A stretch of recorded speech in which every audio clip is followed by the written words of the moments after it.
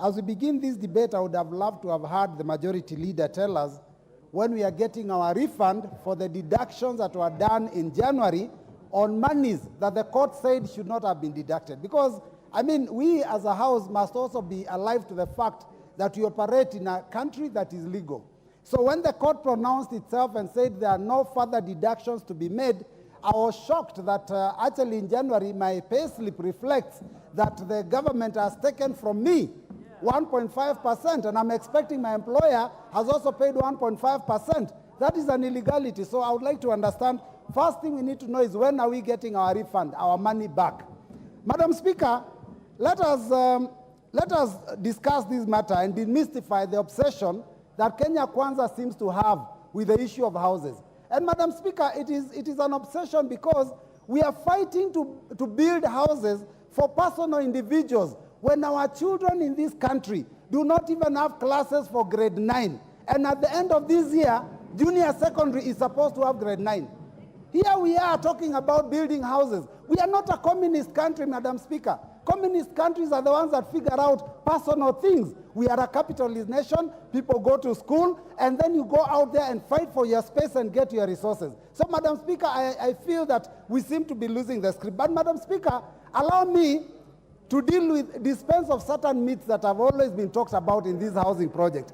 First one, we have been told here over and over again in public barazas in the House that affordable housing is going to create employment. Let me tell you, Kenyans are not looking for part-time employment, casual employment. People are looking for jobs that are permanent and pensionable.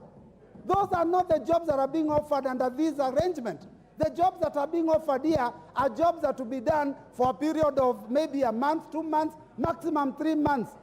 All the homes we live in were built by people. Are they building now? Are those masons still working there now? Madam Speaker, we must figure out how to create employment and stop deceiving Kenyans and telling them that this thing of housing is going to make them, permanently employed. Madam Speaker, it's also important to note that there's another myth that was peddled during the period of campaigns. And people are told it's bottom up. The people at the bottom of the bracket are going to be brought up. Madam Speaker, now it is clear that Boda Boda and Mama Mboga that were talked about during campaign trail are going to be deducted money for houses that they will probably never own because they can't afford them. Madam Speaker, that is the reality. But Madam Speaker, let's talk about some of these issues that are also constitutional. The issue of housing is actually devolved to the county governments. Fourth schedule is very clear about the responsibilities that are assigned to national government and those that are assigned to the county governments. And I want to confirm that part 2, subsection 8 of the fourth schedule clearly indicates that housing is actually a function of county government. So, Madam Speaker, as we deal with this, we must know that the national government has only got one role, and that is policy. Not implementation, not in building houses, not in getting land from members, that is not the purpose of the national government. Madam Speaker, on the matter of the levy, because this is one of those things that even when Kenyans did public participation, they said no to. And public participation was actually stopped by the courts of law. And somehow, one of the committees of the House sneaked all over the place and carried out some arrangement of public participation, which was actually illegal, Madam Speaker, if you are to ask me. But then the reality is this, that the levy was already denounced by Kenyans. 90% of Kenyans, during the public participation on the finance bill, said no to the issue of the levy. But now, Madam Speaker, let's talk about that levy. Madam Speaker, pay-as-you-earn income tax are generalized taxes that everyone pays. Madam Speaker, excise duty, VAT, are those taxes that are charged, and only consumers of the goods and services pay that. It's like a toll on the road. It is only the user of the expressway that pays the toll. Now, why is it that you're making every Kenyan pay for houses and not every Kenyan will be a consumer? There are Kenyans, Madam Speaker, who already have mortgages. They are paying mortgages. Civil servants, teachers, public servants that are already actually so high in debt because they are paying for their mortgages. And then you are taking away 1.5% and telling them now you're going to build houses for other people. Madam Speaker, I find this very, very unfair. But Madam Speaker, as I finish, it's important to talk about the regulations because there are regulations that will eventually be made on the basis of this bill, just in case this bill passes, because I personally am opposing it, just in case the voting block will be used to pass this thing in the House, I want to point out some of the dangers that we face. First and foremost, what is the valuation and how will the valuation of the houses be done?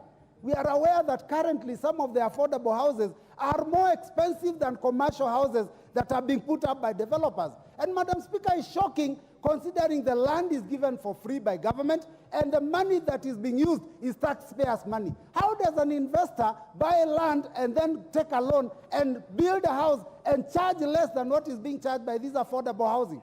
It is unfortunate, but this smells of a scam, Madam Speaker.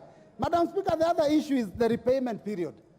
Because the law here does not talk about the repayment period.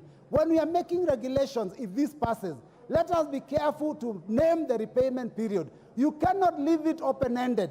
Because, Madam Speaker, I will tell you what I have noticed here, that there are 3 categories of houses, and they talk about the earnings of the people. And then they are saying that for you to acquire this, you must be able to afford 1/3 of your salary.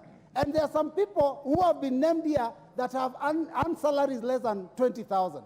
A person earning 15,000, Madam Speaker, would pay 5,000 a month.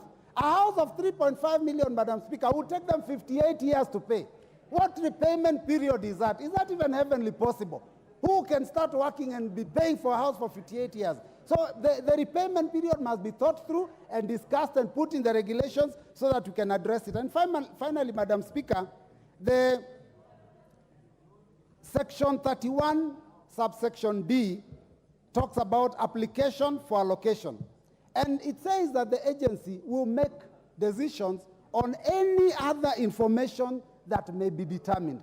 In essence, what we are doing, we are actually inappropriately delegating powers of this House to the Cabinet Secretary. Because the minute you say that they can make regulations further, they can make those decisions later, and you're not asking or compelling within the bill that this be part of the regulations, then it means you're giving them an open check. They can decide tomorrow it is tall people who will get the houses, it is short people who will get the houses, it is people of less than so many kilos. Madam Speaker, we must be very, very specific. But with those few remarks, Madam Speaker, I feel that this, Madam Speaker, is a bill that we cannot support, and I oppose. Before we get to the next speaker,